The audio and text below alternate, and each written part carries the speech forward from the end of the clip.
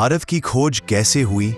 इस प्रश्न का उत्तर इतिहास के पन्नों में छुपा है, पर उसे एक कहानी की तरह सुनना कहीं अधिक रोमांचक है। यह कहानी है उन दिनों की जब दुनिया गोल है यह सिद्ध तो हो चुका था, पर महासागरों के पार क्या है यह रहस्य अभी भी अंधेरे में डूबा था। उस समय भारत सिर्फ एक नाम नहीं था, वह एक सपना था। सोने की चिड़िया कहलाने वाली भूमि, जहां मसाले हवा में खुशबू की तरह तैरते थे, जहां रेशम चांदनी जैसा चमकता था, जहां हीरे मोती मिट्टी में बिखरे रत्नों की तरह मिल जाते थे। परंतु उस स्वर्ग लोक तक पहुंचने का मार्ग हर किसी को पता नहीं था। समय था 15वीं सदी का। यूरोप व्यापार में पीछे छूट रहा था। अरब व्यापारियों के पास भारत आने का समुद्री और थल मार्ग दोनों का नियंत्रण था, और यूरोपीय देशों को भारत से मसाले, रेशम और कीमती पत्थरों की खनक सुनाई देती थी, पर मार्ग बंद था।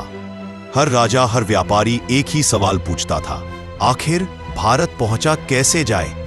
यह सवाल उतना ही बड़ा था जितना महासागर का रहस्य। पुर्तगाल के एक युवा नाविक वास्को दा गामा के हृदय में एक आग थी।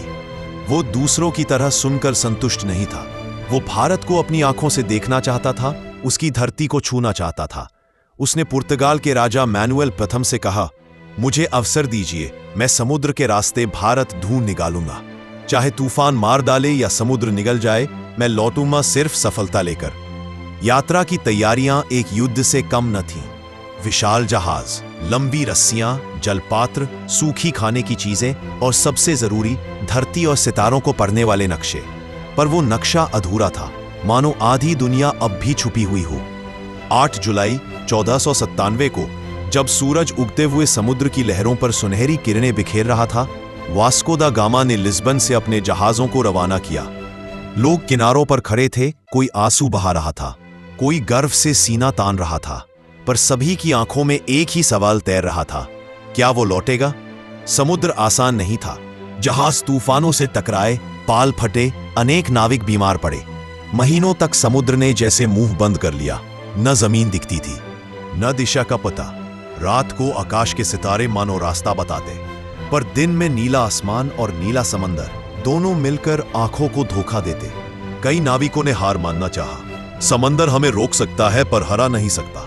वास्को दा गामा की आवाज गूंज उठी, भारत सामने है, बस धैर्य रखो। आखिर एक दिन एक नाविक चिल्लाया, जमीन। ये अफ्रीका का तट था, गुड होप की खाड़ी, जिसे नाविक मौत का रास्ता कहते थे। यहां समुद्र अपने सबसे खतरनाक रूप में सामने आता था, पर वे रुके नहीं। तूफान ने जहाजों को खिलौने की तरह उछाला, लहरों ने जहाज के तख्ते तोड़ दिए। कई नाविक समुद्र में समा गए, पर जहाज बच गया। अब यात्रा और आगे बढ़ी, और वे अफ्रीका के पूर्वी तट मोम्बासा और मलिंदी पहुंचे। वहीं उन्हें एक ऐसे नाविक से मदद मिली जो भारत का समुद्री मार्ग जानता था, जिसने उनकी आंखों में भारत की चमक देखी और कहा, हवा बदलेगी तो समुद्र खुद तुम्हें भारत पहुंचा देगा। कुछ ही समय बाद हिंद महासागर की तेज हवाओं ने उनके पाल फुलाए और जहाज नई गति से आगे बढ़ा। लहरों ने अब सहयोगी का रूप ले लिया, मानो वे स्वयं उन्हें भारत तक ले जाना चाहती हो। और फिर 20 मई 1498 की सुबह वह क्षण आया जिसने इतिहास बदल दिया। हवा में चंदन की खुशबू थी, तट पर नारियल के पेड़ लहरा रहे थे, दूर मंदिर की घंटियां बज रही थी। जहाजों के सामने पहली बार दिखाई दिया भारत का तट, कालीकट। नाविकों ने धरती पर कदम रखते ही घुटनों पर बैठकर चूम लिया, मानो वे किसी पवित्र भूमि पर पहुंचे हो। लोगों की आंखों में आंसू थे। वह सिर्फ भारत की खोज नहीं थी, वह जीवन की सबसे बड़ी विजय थी। कालीकट के राजा समुद्रगुप्त ने उनका भव्य स्वागत किया। बाजारों में मसालों की खुशबू, रेशम की मुलायम चमक और हीरों की चकाचौंध ने उन्हें चकित कर दिया। भारत केवल व्यापार का केंद्र नहीं था, यह संस्कृति, ज्ञान और आत्मा का खजाना था। यहाँ के लोग तारों की भाषा समझते थे, आयुर्वेद से रोग मिटाते थे, खगोल शास्त्र से दिशा बताते थे और कला से दुनिया को सुंदर बनाते थे। वास्को दा गामा ने राजा से कहा, मैं पुर्तगाल की ओर से व्यापार करना चाहता हूं, और यह प्रस्ताव स्वीकार किया गया। पहली बार यूरोप और भारत करीब आए, व्यापार का नया युग शुरू हुआ, दुनिया बदल गई। लेकिन यह कहानी यहीं खत्म नहीं होती। भारत की खोज ने न सिर्फ व्यापार का मार्ग खोला, बल्कि यूरोपीय शक्तियों को भारत की समृद्धि का पता चला। और आने वाले समय में व्यापार की जगह लालच आ गया। पुर्तगाली, डच, फ्रांसीसी और अंग्रेज सभी भारत की भूमि को अपने कब्जे में लेना चाहते थे। यह खोज आगे चलकर संघर्षों, युद्धों और औपनिवेशिक शासन का कारण बनी। पर यही खोज उन क्रांतिकारियों को भी जन्म देती है जिन्होंने कहा, यदि कोई हमारी धरती को छूना चाहता है तो वह सम्मान के साथ आए, हम गुलामी स्वीकार नहीं करेंगे। और फिर शुरू हुआ स्वतंत्रता का महान संघर्ष, जिसमें रानी लक्ष्मीबाई, भगत सिंह, सुभाष चंद्र बोस, महात्मा गांधी जैसे वीरों ने बलिदान दिया।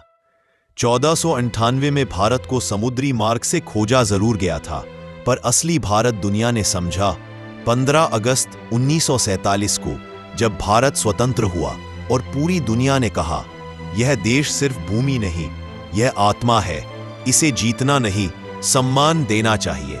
आज जब हम पीछे मुड़कर देखते हैं तो पाते हैं कि भारत कभी खोया हुआ नहीं था, बस दुनिया को उसकी खोज करने में समय लगा। क्योंकि भारत कोई स्थान नहीं, भारत एक विचार है, और विचार कभी मिटते नहीं, वे हमेशा दुनिया को रोशनी दिखाते हैं। यही है भारत की खोज की कहानी। अगर आपको यह वीडियो पसंद आया हो तो इसे लाइक, शेयर और सब्सक्राइब करना बिल्कुल न भूलें। आपके एक एक लाइक और कमेंट से हमें नई ऊर्जा मिलती है और हम आपके लिए ऐसे ही शानदार इतिहास से जुड़े वीडियो लाते रहेंगे। नीचे कमेंट में जरूर बताइए कि अगला वीडियो आप किस विषय पर देखना चाहेंगे। आपके सुझाव हमारे लिए बहुत कीमती है। धन्यवाद।